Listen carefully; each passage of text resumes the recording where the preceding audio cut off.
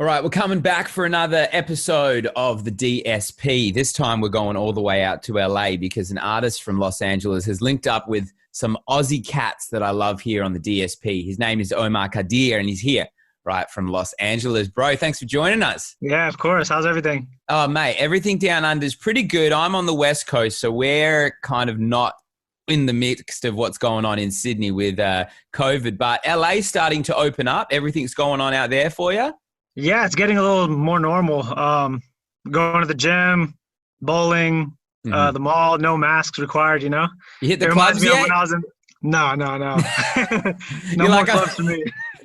You're like, it's normal, but I'm not going that Not far that yet. normal. No, but it feels when I came out to Sydney, I was so blown away because everything was so normal. Like nobody's wearing masks, everything was open. I was like, dude, it's like normal life here, you know? Yeah, we've been really lucky out here over the last 18 months. So, music has kind of, people have been making music. We've had restrictions on being able to play music and shows and stuff like that. But, in comparison to what some of the places in the world has happened, we have to count ourselves very lucky. So talk to me about what's your connection to Australia? Well, I met my wife now in LA in the studio. And then we've been out there a couple of times now to visit her family. And when I recently went out there, I don't know if you know Zig. He manages a few artists out there. I think he manages I know Mason Zig. and Asher. Yep. I was out there and he hit me up on Instagram. He's like, "Hey, bro, you're in Sydney?" I was like, "Yeah." And he was basically like, "I found your music like years ago on R and Bass. It's like a blog out here. It's pretty big." And he's like, "Yeah, man, I've been a fan of music for a long time. I see you're out in Sydney. Could we link up? Let's grab a drink or something." And then I met up with him, and he just told me what he had going on and the artists he was working with. And he's like, "I have these two young guys that are sick, Mason, Dane, and Asher. If you're down, like, you should get in the studio with them, you know?" He has a studio somewhere out there in the, like, Sydney area. And I was like, "Yeah, I'm down. Like, I'm not doing anything else. I'm just hanging out with my girl and her family and just chilling, you know, away from work and everything." And then, yeah, one night I got in the studio with Mason and Asher, and then that song Run, like, we literally wrote it in like 30 minutes. It was just like, it was one of those quick ones. Like the quick ones they always end up being like the best ones too, you know? Yeah, I love that. That's what you usually hear, the ones that just kind of come out and it's fun. And yeah, it just comes like easy. And yeah, it was cool. And then,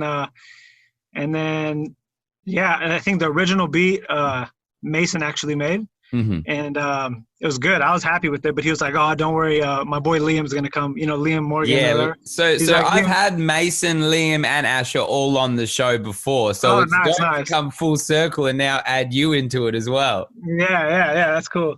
He was like, "Yeah, don't worry, my boy Liam's gonna make it sick." Like, I was like, "Oh, okay, cool." I was happy with the beat, but sure.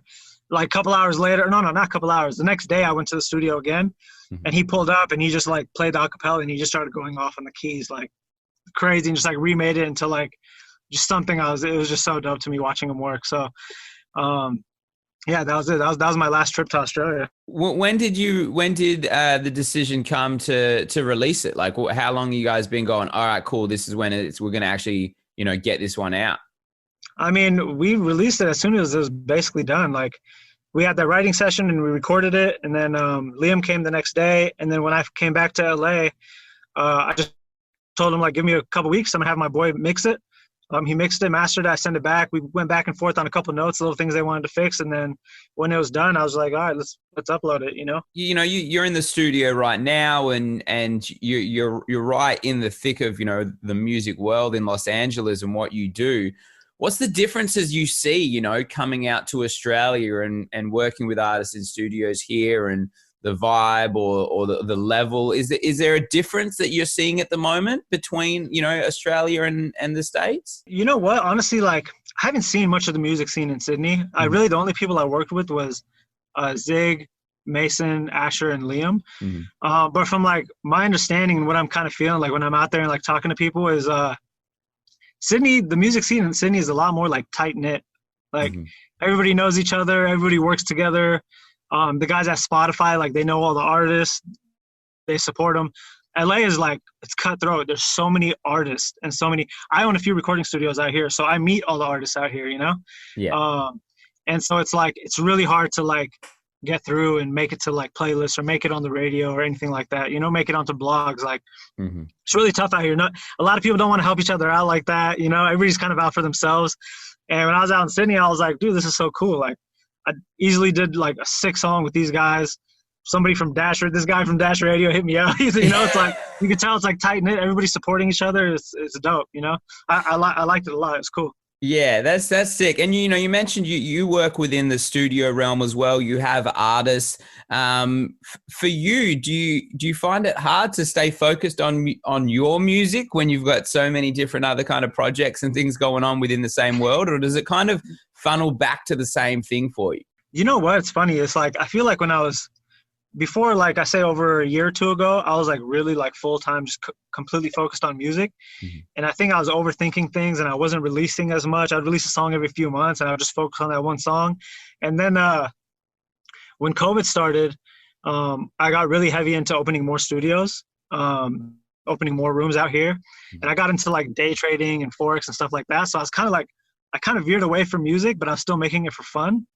And then ever since then, like, since music turned from being a full-time thing to just being a thing that I was doing for fun, like as a hobby and on the side, it's like I was just creating much more easier. Like it was like easier to write. It was easier to create.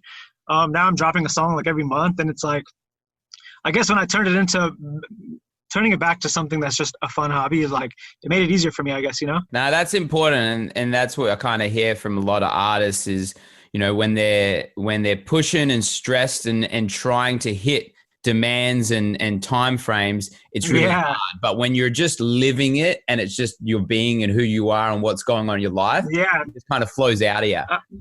Now I'm like, I don't care. I don't even care if I drop a song, if I don't drop a song, you know?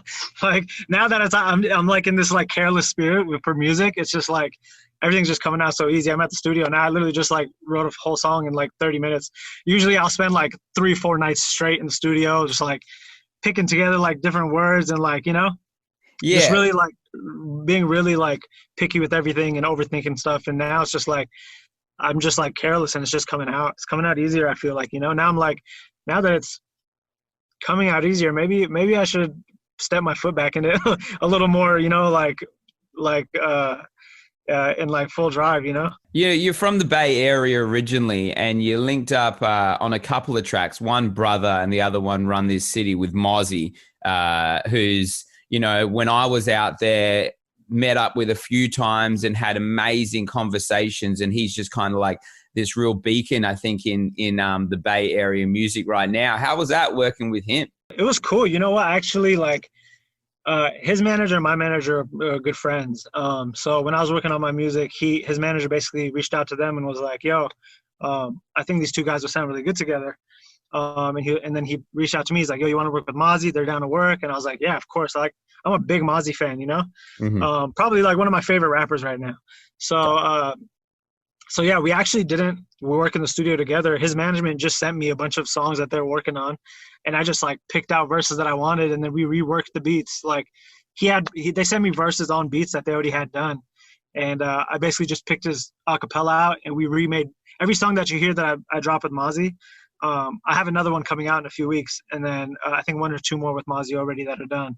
And all that production has been remade. It was made after he even did his verse, you know? How's that for you? You know, I guess he's one of your favorite rappers, and then being able to kind of like listen and pick and choose and have decisions made around like getting on a track with someone like that. Yeah, no, it's cool, man. It's a blessing. Like, especially when like they send me a verse and it's something that they already finished. It's a beat they already got on, and I kind of just get all the production remade, and I send it back, and they're like, yo, this is fire, you know? That's like the dopest feeling, you know? So it seems like you're having these accomplishments, you know, you're doing the streams, the numbers are there, and then you land a TV show, you know, like Tyler Perry's show as well for the theme song. You wrote that and performed it. Is that like, are those moments like reassuring for you? Yeah, I guess so. I guess it's kind of like a reminder, because, you know, like every artist, we're all like really hard on ourselves, and we're always like, we listen to a song, we're like, oh, is it dope? No, it's whack. So like when you hear somebody like Mozzie's down to work with me, or a TV show picks up the song for their intro, then it's kind of like reassuring, like, okay, maybe you are kind of good at making music, you know? So it is kind of like reassuring. It's like, all right, okay, maybe I should keep making more songs. Like, people actually like the shit. From your perspective, living in LA, and from, you know, my perspective, been there, but now living back in Australia, Australian music over the last couple of years, I think, has started to intertwine itself with the States and what's going on. Are you hearing much from Australian artists out in LA? Not really. You know who I've been hearing a lot lately is Kid Laroi. Kid Laroi, yeah. He's Aussie, right? Yeah, so he's from Sydney, and he's kind of like the golden child of Australian music right now. Just watching what he's doing is insane for everyone, and also inspiring for Australians. He's great. He has that new record with Bieber too. Yeah, he got the record with Bieber. I think Asher just did a remix to it. He did. I was just listening to it yesterday. I literally listened to it like right before we got on this call, and I was like, bro, this is so dope. But yeah, I think Kid Laroi's like one of the main Aussie guys that I've heard connect with guys out here. But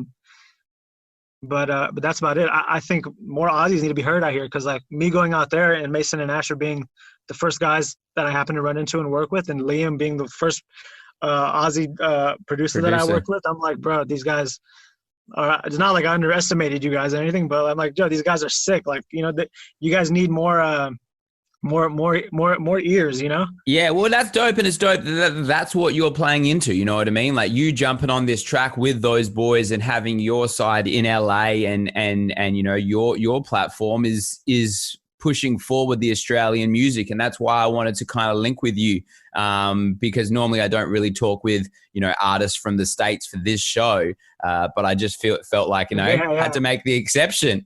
Yeah. Well, you could consider me like half Aussie now, because exactly, bro. You're married into the country. Yeah, I'm married into the country. So what's the family? What's the plan coming up for you? You know, you said you got this track with Marzi coming out. You know, music wise, what's kind of on the cards? Honestly, bro, I have no idea. I just make songs. I release them. I'm not working on a project or album or anything. I'm literally, like I said, this stuff's just like for fun for me now. I work on a song. I finish it. I get it mixed. If I like it, I submit it to DistroKid and let it release, you know? Yeah.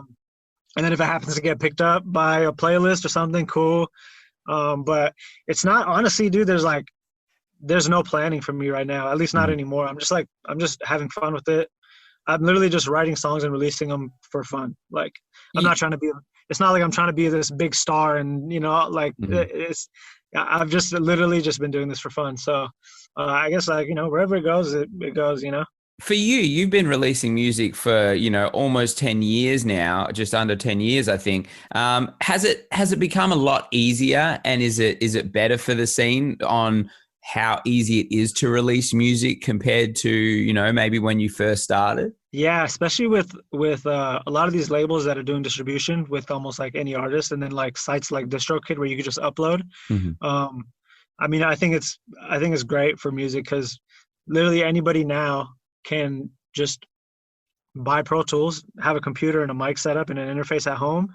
They could record some music, they could upload it to DistroKid and let people hear them, you know, and then let people be the judge if they want to continue listening to this guy or not, you know. Obviously it's like saturated with way more music now, but it allows for people to hear a lot more music, you know.